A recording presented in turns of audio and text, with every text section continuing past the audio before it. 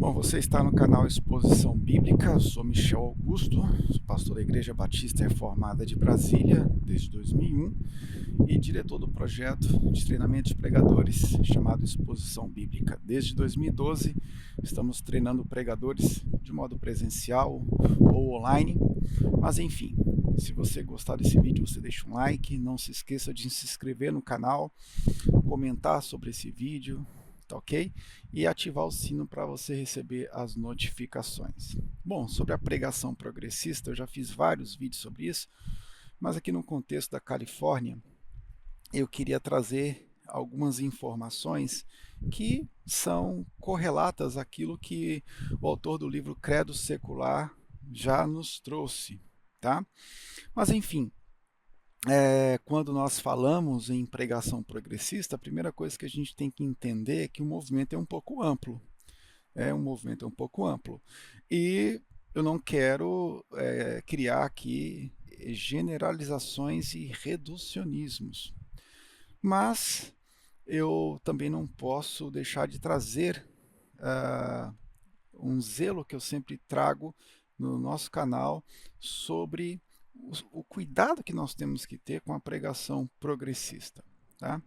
Primeira coisa que a gente precisa entender, e é algo que eu pesquisei durante 6 anos na EST, meu mestrado e meu doutorado foram na área de pregação, e eu sempre me perguntava sobre as bases e os fundamentos dos movimentos de teologia da libertação, teologias da América Latina,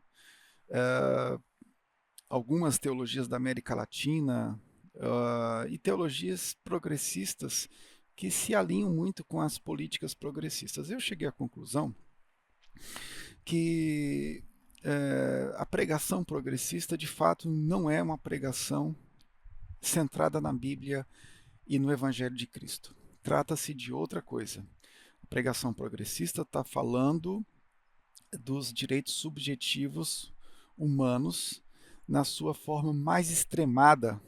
Isso, o filósofo do direito chamado Michel Villey, na França, já tinha argumentado muito bem, do perigo que os direitos humanos, no seu subjetivismo, que é característica do pós-modernismo, trabalha hoje de forma global. O que a gente precisa compreender também é que as bases da pregação progressista não tem nada a ver com o Evangelho, com a centralidade da redenção que corta toda a Escritura Sagrada. A pregação progressista é nada mais, nada menos do que uma reivindicação de direitos humanos, reivindicações igualitárias, reivindicações que levam em consideração que o cristianismo é autoritário, o patriarcado é uma construção, é um construto social.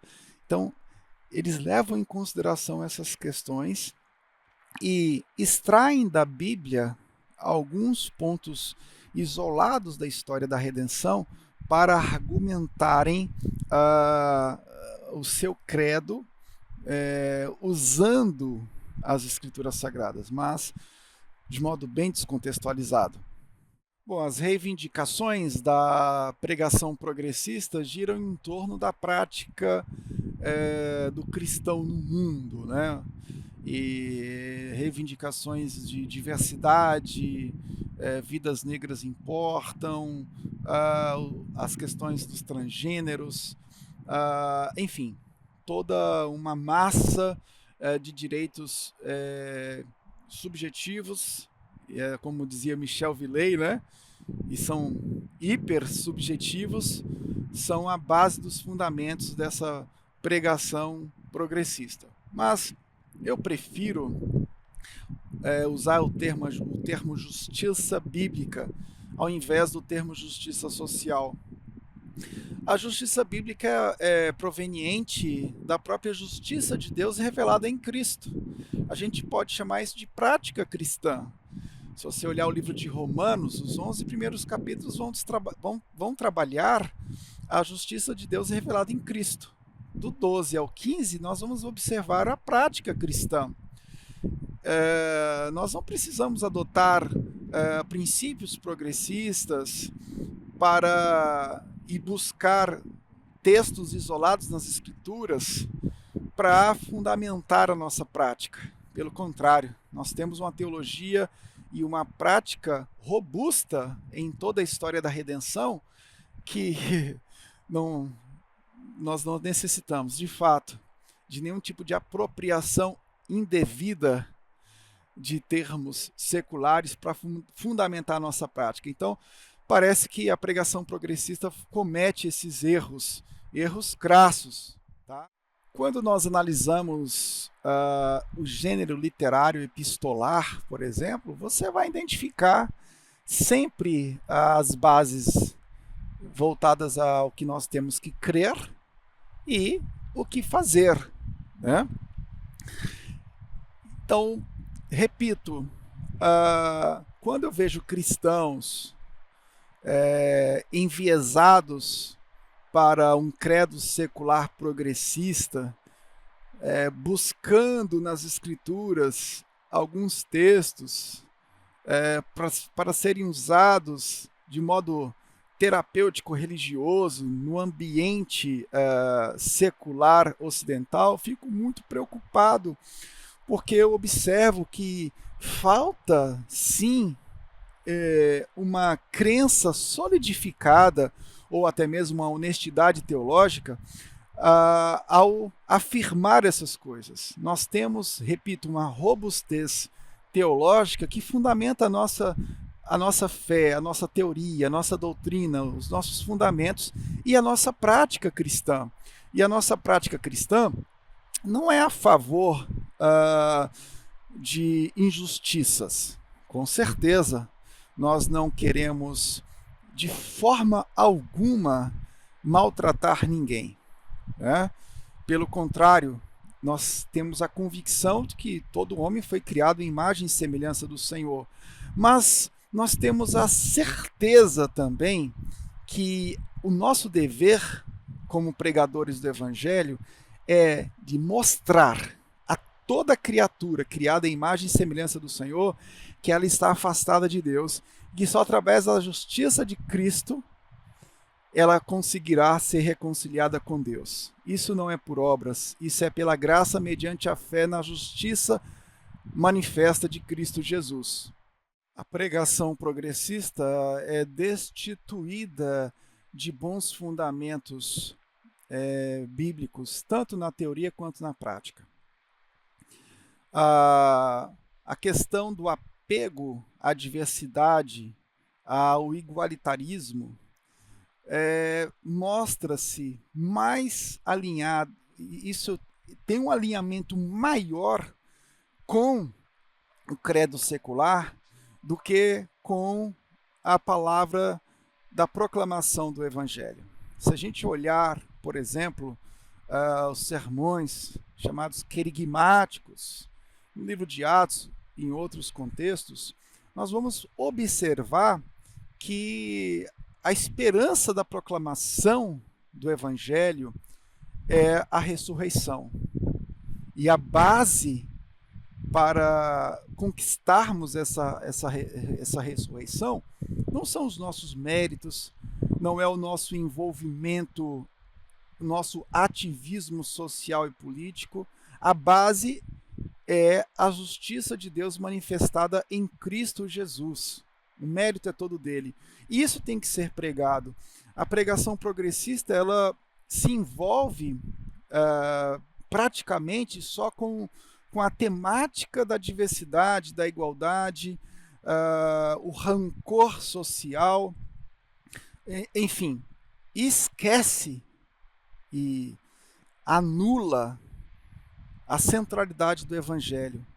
Dificilmente você vai ouvir um pregador progressista clamando às pessoas pelo arrependimento em relação ao pecado de Adão, a ira de Deus que está proposta diante de nós, e a única forma de ser reconciliado com Deus por intermédio de Cristo. Você não vai ver, você não vai ouvir isso. Dificilmente você vai ouvir isso. Por quê?